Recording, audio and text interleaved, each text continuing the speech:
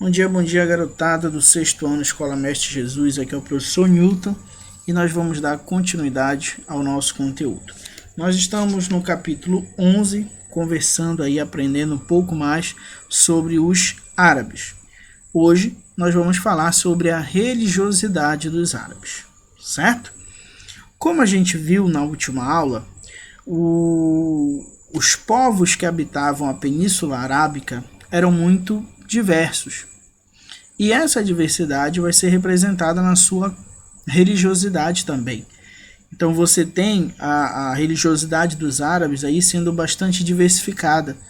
Cada tribo, por exemplo, cada família cultuava divindades diferentes, certo?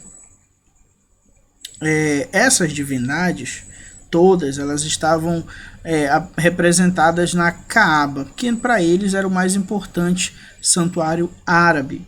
Lá na Kaaba, por exemplo, estava a Pedra Negra, que para a crença deles teria sido enviada para a terra, né? Teria descido do céu, muito branca. Porém, depois de absorver os pecados da humanidade, teria se tornado negra, certo? Na verdade, a ideia é que tenha sido um meteoro, tá, gente? Que a Pedra Negra, na verdade, tenha sido um meteoro que caiu na Terra. Tudo bem? Essas tribos, em sua grande maioria, que eram nômades, né? Elas estavam o tempo todo fazendo comércio, se movimentando de um lado para o outro, vendendo de um lugar e indo para o outro. Eles falavam diversas línguas, né? Apesar de terem línguas diversas, os dialetos eram semelhantes, então eles conseguiam se entender, conseguia haver entendimento entre esses povos da Península Arábica, certo? É, por exemplo, como se fosse o português do Brasil e o português de Portugal e até, de certa forma, o espanhol. Muitas coisas você consegue entender, apesar de ser considerados aí uma linguagem diferente, tá? E aí o que é que acontecia?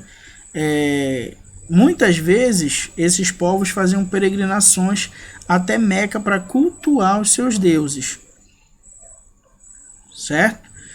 Somando essa peregrinação à questão de atividade comercial, a Meca acabou se tornando um importante centro religioso e também econômico na Península Arábica. Vocês conseguem entender? Já era um centro religioso, ficava a Kaaba, o maior santuário árabe, aonde eles faziam peregrinações algumas vezes ao ano para ir lá cultuar seus deuses. Nessas peregrinações eles levavam, muitos eram tribos nômades de comércio, eles levavam suas mercadorias. Então acabou que Meca se tornou um grande centro religioso e econômico, tá? E aí vocês vão entender qual a importância de vocês entenderem que Meca se tornou um centro econômico quando a gente falar, e a gente vai falar agora, de um camarada chamado Mohammed, também conhecido como Profeta Maomé.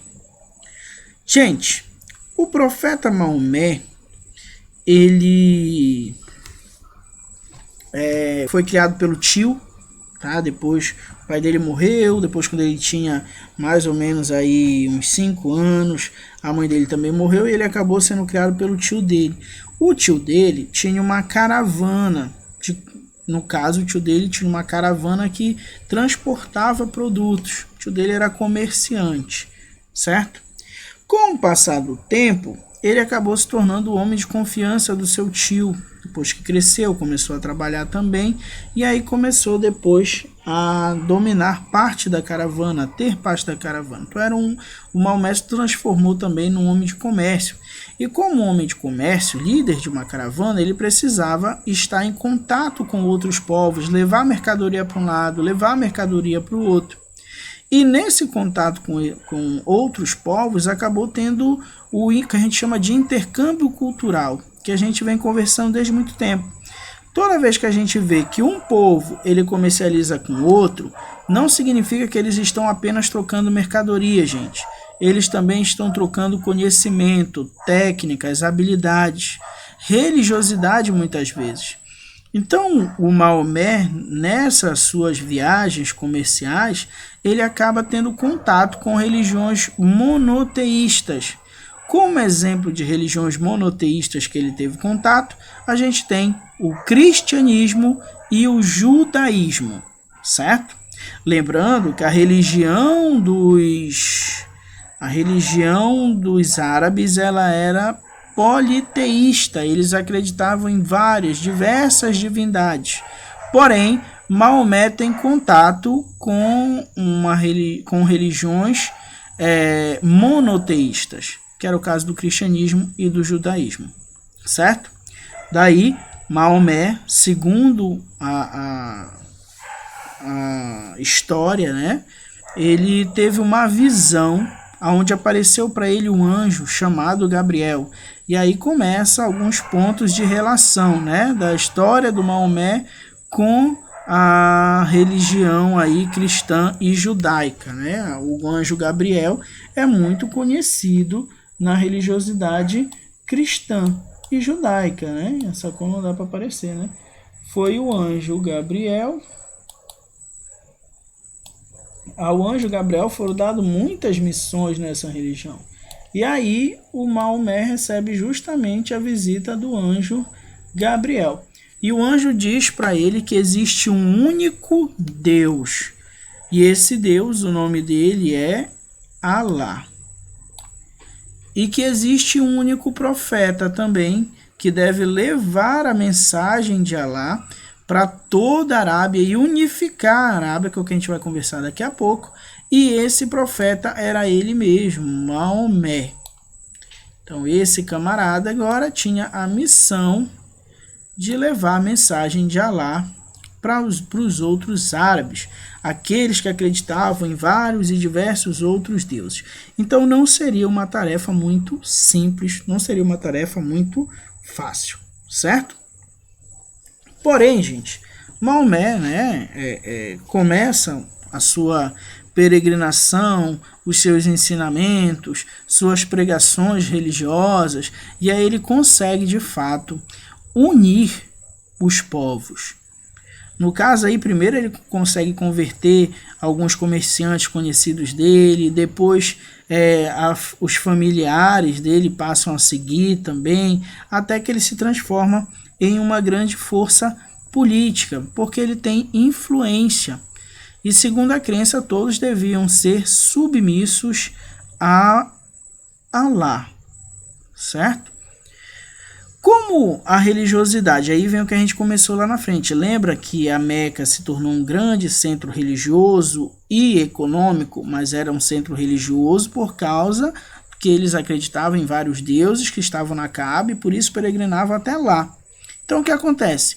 Muitos comerciantes que viviam em Meca começaram a temer prejuízo nos seus negócios, porque agora o Maomé dizia que aqueles deuses não existiam, que eles não tinham força e que existia só um Deus chamado Alá, e era uma religião nova, ninguém ia peregrinar até Meca para ver Alá, para conversar com Maomé, não, naquele momento não. Então isso para muitos comerciantes de Meca se tornou uma ameaça, esses ensinamentos de Alá, e ele começou a ser perseguido, certo? Então vamos lá entrar no próximo slide. Olha só, a ideia dos ensinamentos de Maomé principalmente era a crença em Alá, sobretudo, crença e submissão a Alá, e a união de todos, principalmente, quando a gente fala todos, a princípio era só a Península Arábica, tá? Mas hoje é considerado todos, a humanidade toda, teoricamente eles precisam levar essa palavra de Alá, tá? É algo até muito semelhante também com a ideia do cristianismo, né? Levar o cristianismo para todas as nações, todas as línguas, todos os povos e tudo mais. Então, mais uma vez, mais um elemento que interliga os muçulmanos às religiões, a religião cristã e judaica, certo? Para que ele conseguisse fazer essa união, gente, ele precisava aí pacificar a Península Arábica, que naquele momento as tribos viviam em guerra principalmente por território, por vingança, ou seja, a união desses povos, no caso, significaria a pacificação da Península Arábica. Isso seria ótimo, né? Era um sonho, certo? E aí, a partir desse momento, você tem aquelas pessoas que seguiam o que Maomé falava, que seguiam a ideia de um só Deus chamado Alá, passaram a ser chamadas de muçulmanos. Para outros, islamitas, para outros, maometanos, mas o mais fácil é você conhecer como muçulmanos, tá, gente? E aqui eu vou abrir um parêntese para a gente conversar sobre um ponto. Geralmente, quando a gente fala sobre muçulmanos na escola, a primeira imagem que vem à mente de vocês é de terroristas, né? De ataques terroristas e tudo mais. Gente, o grupo de muçulmanos, os islâmicos, né? Eles podem ser divididos em dois grupos, os extremistas, tá? E os não extremistas. Muitos muçulmanos não concordam com os ataques terroristas. Muitos muçulmanos não acreditam que os ataques terroristas é o que o Alá ensina. Na verdade, o que os extremistas fazem é que eles interpretam a palavra que seria do profeta Maomé de uma forma e vão partir para a violência. Já a maior parte dos muçulmanos não aceita e não concorda com essa prática. Então a gente tem que começar a entender que existe gente ruim, pensamentos ruins em todo grupo de pessoas. Todos têm. Todas as religiões, gente, têm pessoas boas, todas elas, e pessoas ruins. Todas elas têm, tá? Então a gente tem que aprender a separar. Então muçulmano não é a mesma coisa que terrorista. Agora, um grupo pequeno de muçulmanos, sim,